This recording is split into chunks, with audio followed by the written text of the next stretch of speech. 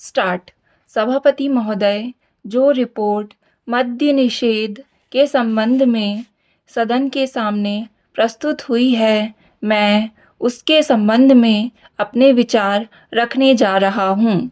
इस रिपोर्ट के 2 भाग हैं। इन दोनों भागों में बहुत सी बातों का वर्णन किया गया है। बहुत सारी विवेचना इस रिपोर्ट के अंदर है। मैं इसके विस्तार में जाना नहीं चाहता हूँ, लेकिन कुछ ठोस और विशेष बातें आपके सामने रखना चाहता हूँ। पहली बात तो यह है कि क्या नशाबंदी हमारे लिए आवश्यक है? क्या यह आवश्यक है कि हम मद्यपान ना करें? इस पर ध्यान देने से आपको पता चलेगा कि जो भी काम हम अपने हाथ में लेते हैं, चाहे वह खेती का हो, व्यापार का हो या यांत्रिक युग और विज्ञान का हो, उसके लिए आवश्यक है कि आदमी का मस्तिष्क ठीक तरह से काम करे। अगर मस्तिष्क का संतुलन बिगड़ जाता है तो वह उसको ठीक से कर नहीं सकता। और यह शराब एक ऐसी चीज़ है जो कि व्यक्ति के मस्तिष्क का संतुलन खो देती है। इसलिए हमारे देश में हमारे नेताओं ने यह आवश्यक समझा था कि अगर इस देश में सामाजिक और आर्थिक जीवन का संतुलन ठीक रखना है, लोगों को किसी चीज़ का ज्ञान देना है, किसी चीज़ को सिखलाना है, तो उसके लिए आवश्यक है कि इंसान का दिमाग ठीक रहे। और इसीलिए नशाबंदी का होना बहुत ही आवश्यक है। इस बात का प्रचार स्वतंत्रता के पहले और बाद में भी किया गया। यदि हम धार्मिक ग्रंथों को देखें, हिंदू धर्म के वेद तथा शास्त्रों को देखें, ईसाइयों की बाइबल को देखें या मुसलमानों की पवित्र कुरान को देखें, तो किसी ग्रंथ में भी इस प्रकार की विचारधारा नहीं है कि आदमी शराब पिए। हर स्थान पर इसका खंडन किया गया है।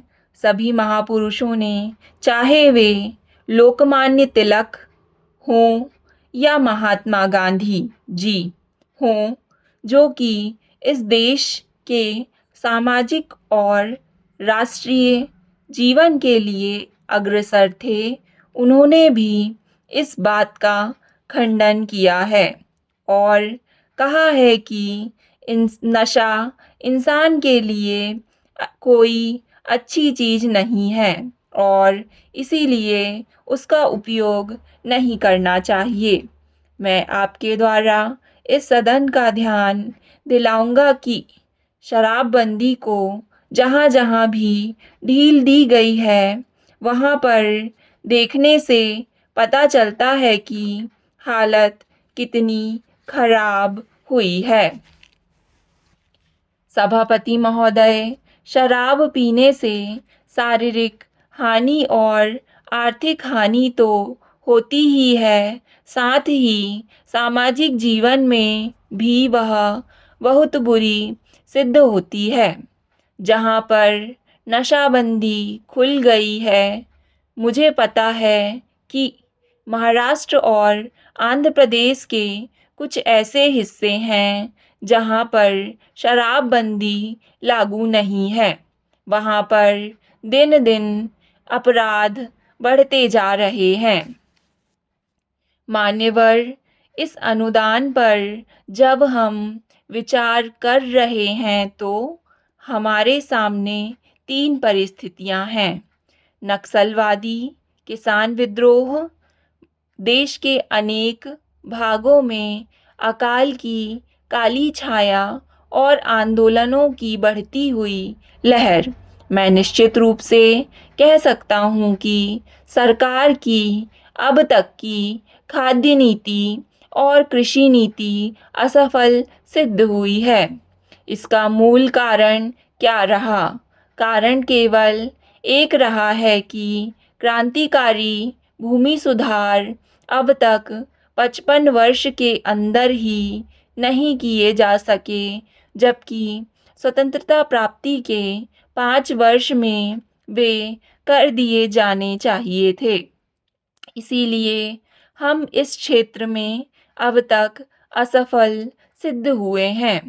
राष्ट्रीय स्वतंत्रता और संग्राम के ज़माने में सबसे आकर्षक नारा हिंदुस्तान के करोड़ों मानवों को, किसानों को दिया गया था, यानी ज़मीन उनको दी जाए जिनके हाथ ज़मीन जोतते हैं।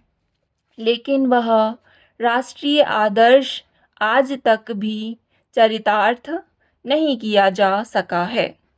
एक तरफ करोड़ों एकड़ परती बंजर जमीन पड़ी है, जो कि सरकारी आंकड़ों के हिसाब से 11 करोड़ एकड़ से कम नहीं है। इन जमीनों का उपयोग न होने के कारण से आज किसानों की समस्या हमारे लिए एक महान विभीषिका का प्रश्न बन गई है।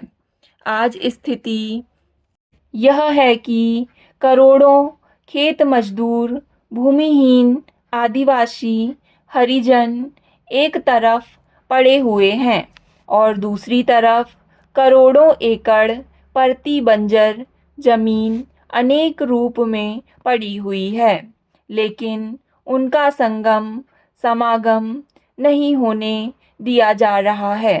इसलिए आज बेकारी में भी इतनी वृद्धि हुई है। हम यह नहीं कहते कि परती बंजर जमीन को भूमिहीनों में बांटने और भूमि सुधार के क्रांतिकारी कानून से सारी बेकारी दूर हो जाएगी, लेकिन इसमें संदेह नहीं है कि उससे बेकारी की गिनती में बहुत बड़ी कमी होगी। सरकार को इस तरफ ध्यान देना होगा।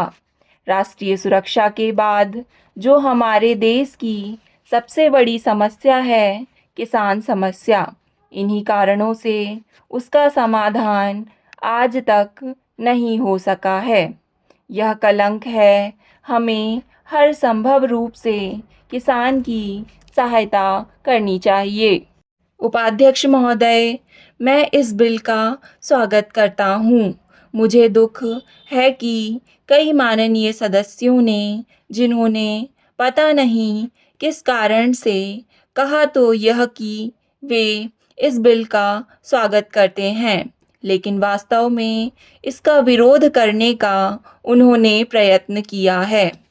आखिर इस बिल में कौन सी ऐसी चीज़ें हैं जो कि हिंदी को कोई एक विशेष स्थान दिलाती है?